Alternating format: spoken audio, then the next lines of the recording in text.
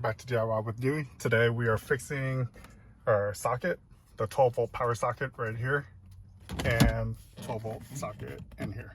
Both of them were burnt out. These are the fuses I pulled out. The location of it is the center ACC socket, 15, it's a 20 amp, and that's this one right here. It's that one right there. This one in the front is 27 front ACC socket. So if you look on this, it's that one right there. I put a 20 amp fuse and that one down there. So I didn't have a micro fuse, but mini fuses also fit, and it's the same rating, so it should be okay. And there's plenty of room for this to fit still. There. So those two 20s that I've changed, that one and that one. And then now our socket works.